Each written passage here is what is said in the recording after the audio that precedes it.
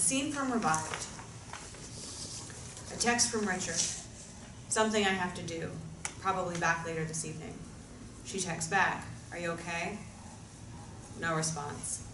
Katie recalls what Richard said to Jeff yesterday and remembers something from the picture on Richard's visor. Interior hotel lobby, afternoon. Katie walks up to the front desk, notices a painting on the back wall that looks familiar. Excuse me. May I help you? Where is that? The Cypress? That's on the 17-mile drive. 17-mile drive? Our most famous attraction next to the aquarium. Hands her a brochure about the drive. Here you go. Thank you. Exterior hotel driveway, afternoon. A cab pulls up. She gets in. Interior cab, afternoon. Good afternoon. Where to? Katie holds up the brochure, points to a picture of the cypress. There. Exterior lone cypress, Carmel coastline, afternoon. A cypress tree sits by itself on a granite hillside jutting out onto the bay. The sounds of the ocean and a breeze are heard on a perfectly sunny afternoon. The cab pulls up. Katie sees Richard's SUV. Right here is fine. Want me to wait? No, thank you. Hands him cash. Keep the change. Cab drives off. She walks down a footpath. A few tourists are walking in the opposite direction. Along the footpath, a few artists paint this scenic vista. She stops.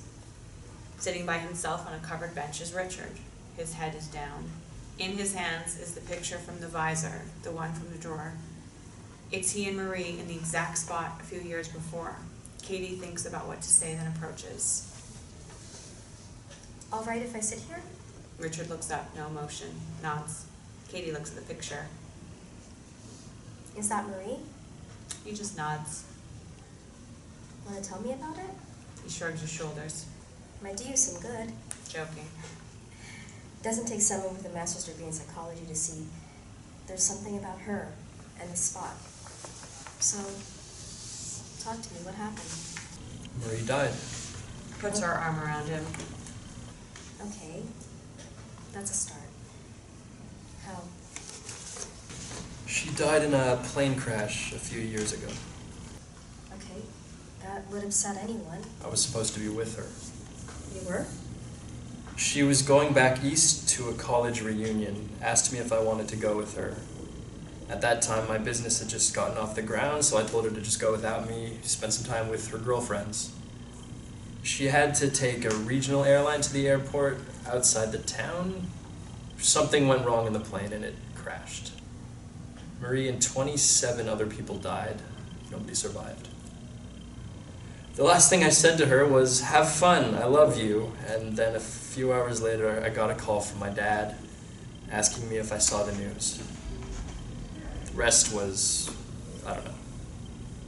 I should have been with her, now I'm stuck on Earth without her. All the plans for the future are gone. But you didn't know that was going to happen. You can't blame yourself for this. I feel I have to take some of it. This is why I can't get on a plane. No. Now listen. What were those last 3 words you said to her? Go on. Say it. Told her I loved her. Do you still? Tears up. Yeah, I do. And she knows this. She's in a better place now, and she knows how you felt about her. Don't you think she would be sad right now knowing how miserable you were? She'd probably be pretty disappointed. That's the thing about life, is that as long as you're living, you will always get a second chance. It's called moving on. Just keep her in your heart and remember the good times you had. Yeah, there were good times.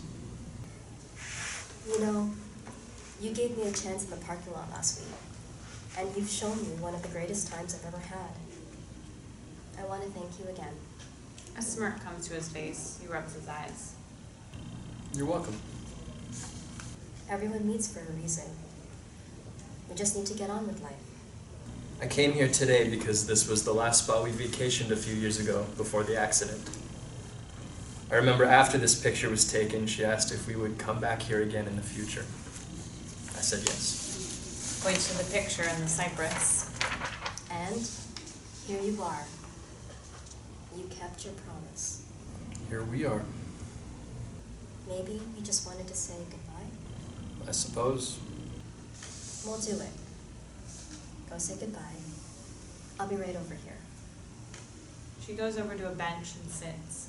Richard walks over to a viewpoint under an arbor and staring at the cypress. A few moments later, Katie wipes a few tears from her eyes. Richard comes walking back. She extends her arms. Come here. A long hug. Richard sobs. Katie just holds him. It's okay, babe. Let it out. Just let it out. They are silhouettes against the sun shining off the bay. At the SUV, they sit there quietly looking out at the view. Richard is now more composed, takes a deep breath, and smiles. You're okay now? Yeah, I'll be okay. What do you say we get the next part of this trip underway? Sounds good to me.